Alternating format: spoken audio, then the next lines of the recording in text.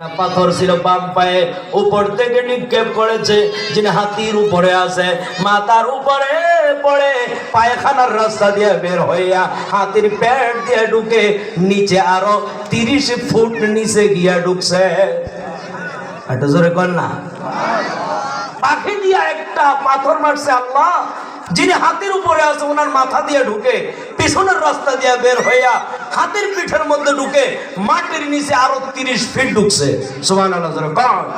আমার আল্লাহ ওইভাবে দেখা যায় এই হস্তি বাহিনীকে ধ্বংস করে দিয়েছে।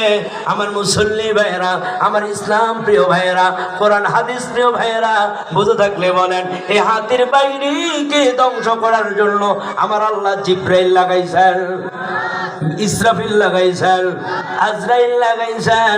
না না না, ছোট্ট একটা পাখির মাধ্যমে আমার আল্লাহ গোটা হস্তি বাহিনীকে ধ্বংস করে দিছে। জোরকন সুবহানাল্লাহ। এটাই আমার আল্লাহ সূরা ফিলে আলোচনা করেছেন। নবী গো, আপনি কি দেখেন নাই? আলাম তারা, আপনি কি দেখেন নাই? কাইফা ফাআলা রাব্বুকা বিআসহাবিল ফিল, আপনার আল্লাহ হাতির বাহিনীর সঙ্গে কেমন আচরণ করেছেন। সুবহানাল্লাহ। বুঝে থাকলে বলেন, শক্তি থাকলেই ইসলামের বিরুদ্ধে হাত রাখা যাবে? এটা জোরে কান।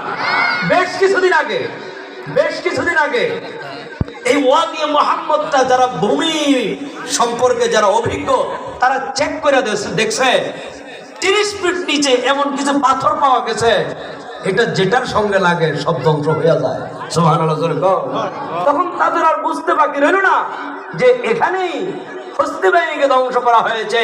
এই পাথরগুলো একমাত্র অভিশপ্ত পাথর, ঠিক কিনা জোরে কর।